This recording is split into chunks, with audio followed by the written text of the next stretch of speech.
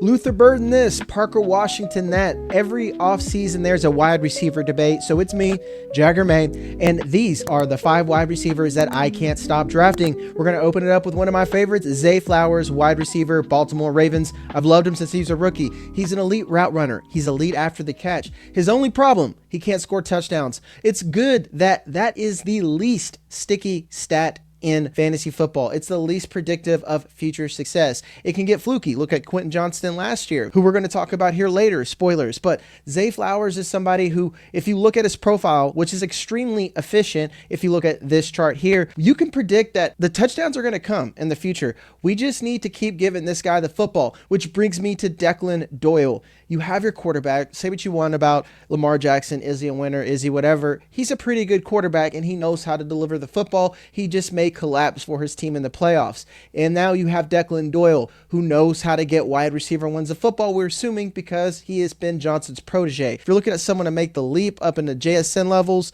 look at this chart. And look who has the closest and the path of least resistance to get there. It's Zay Flowers. I'm all in at his cost. And I'm going to take him ahead of guys like Rashee Rice, Tetairoa McMillan. Argue with the wall. I like him more than Rashee Rice because his skill set is the most predictive to explode. Whereas Rashee Rice has a lot of things against him who can make that floor bottom out and crater. All I got to say about Tetairoa McMillan is you got to depend on Bryce Young. That's an obvious floor. Next wide receiver, Odunze, the Chicago Bears. Now, I like Luther Burden. I'm going to be drafting Luther Burden, but that doesn't mean that I'm not going to draft Odunze. Luther Burden is going early and often. If you're in the right lobby, you might be able to get him at the right price. What I'm saying is you don't need to reach for Luther Burden when you can just get Odunze later. He had over 1,200 air yards in 12 games last season, and we know that Caleb Williams wasn't exactly on target, but he did improve last season. Odunze wasn't healthy. Right now, all of that's baked into the ADP, but the upside is still there as well. His yards per route run getting closer to 2 where you like it, where you see wide receiver ones. If we see everything improve like we've seen in the past and what we saw last season, especially when you have offensive line upgrades, especially when you have Luther Burden, who should be an improvement to DJ Moore, that should mean that things are going to be more efficient across the board. And again, Colston Leveland, it might be the answer when it comes to target share, but I just want to talk about wide receiver upside because Odunze right now, wide receiver 2, wide receiver 3 prices, depending on how you're drafting, because right now you're getting him at the 5-12. Almost the 6th round. The upside, the touchdowns, and an explosive offense, you need to think that I want pieces of the Bears and not that I only want Luther Burden. If Luther Burden falls to your lap, awesome. And then you can get Odunze. If Colston Leveland falls in your lap, awesome. He's the one that you need to reach because he's the only one who's a tight end. When it comes to these wide receivers, take the guy that's fallen to you. And right now, Odunze has consistently been that dude. He's going to be on a lot of my rosters, and especially when I'm going to get him at, I'm not depending on him to be that guy like I am with some of these other people, like with Zay Flowers or some of these other receivers like CeeDee Lamb who have done it before. You're drafting him for the upside at his cost,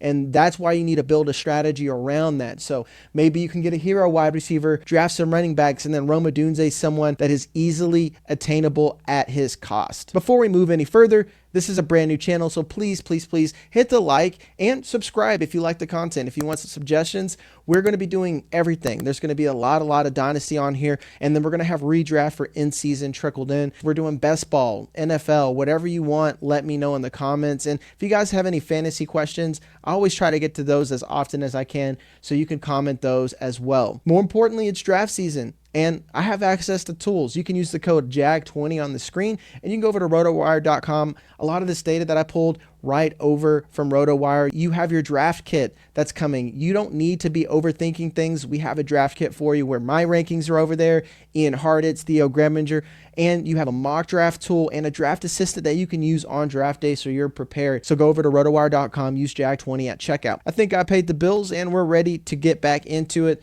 The next wide receiver is Brian Thomas Jr. Again, I like Parker Washington. It's the same rules that I gave you. It's just on a different team. You want pieces of the Jaguars. You want Brian Thomas Jr. You want Parker Washington. You want Brenton Strange on some teams. And right now, Brian Thomas Jr. is going ahead of Parker Washington, especially in NFC drafts. but that should be the sign that he's probably safe if he's going to go ahead in NFC drafts. And if you miss him, you can get Parker Washington later. Same rules. But hear me out. So many people have blown Brian Thomas Jr. out of proportion. The guy got 1,200 yards as a rookie. Some of that was with Mac Jones. Some of that was still with Trevor Lawrence. The narrative, well, Trevor doesn't trust him. I don't think that's true. Moreover, we knew that Brian Thomas Jr. was injured last season, and he says he feels much better this season, and they're going to move him to where he's more comfortable in a vertical route. So he's going to consistently continue to get air yards, which he already got last season. 1,200 again. So if there's anyone we know is capable of getting 1,200 yards, it's Brian Thomas Jr. in his third year. He's going in the 7th round right now, so you're definitely getting him at your wide receiver too. And if you're going to go a hero wide receiver route, or if you're just going to fade wide receiver to this point, there's still a lot of upside, albeit risky. Again, I think that you need to consider that this is an offense that can support 2 great wide receivers, because we've seen that in Tampa Bay, and we've seen production out of Brian Thomas Jr. and Parker Washington. We know that Brian Thomas Jr. is the only X on this team. So regardless of personnel changes like tight end, he's the guy who's going to be on the field most of the snaps, and he's capable of making big plays. I want as many pieces, and that starts with Brian Thomas Jr. I'm going to need you guys to hear me out on this one. I never thought I would be here, but I'm drafting Quentin Johnston in 2026. He's going in the back end of the 8th round. So your wide receiver 4 or 5, someone that's going to be on your flex. But here's the kicker.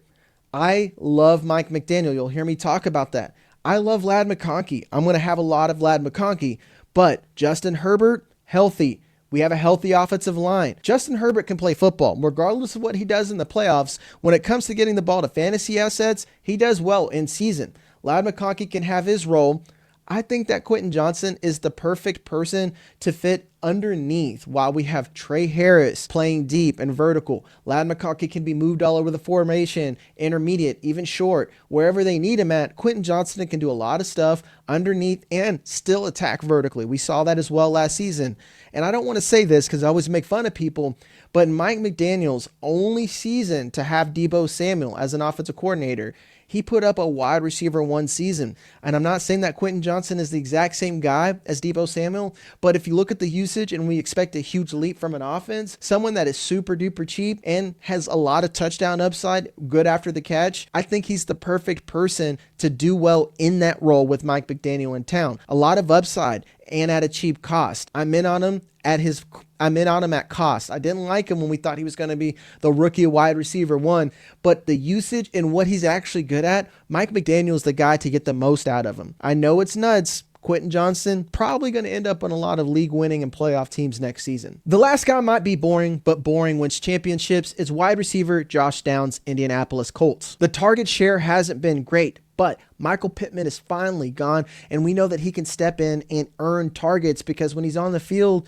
he does that. He's a good route runner. We've seen that on tape. We've seen that be charted. He's just had a lot of things in the way. And now we hear in the offseason drumbeat that he's going to be playing outside as well as in the slot. A lot of my worries that maybe Tyler Warren and him can't exist together, I think that's gone. Alec Pierce can still do his thing, and it sounds like he's going to be healthy. And we did hear that Daniel Jones is looking healthy already and ready to go and practice week 1. I'm excited and back in on the Indianapolis Colts, including Jonathan Taylor. So if you're going to get the cheapest option, Josh Downs is a cheap option with lots and lots of upside. If you look at all the targets that were gone. Now, I know there's no such thing as vacated targets, meaning just because that Michael Pittman has taken away 100 targets doesn't mean that those 100 targets immediately go elsewhere. A lot of that can spread out, but there's a lot of targets that are gone. I mean, a lot. And Josh Downs already fits the profile of someone who can slot in and earn them right away. We expect big things from this offense, and Josh Downs is your cheapest option right now. Going at the 1004, it's easy to build out wide receivers. There's lots of depth.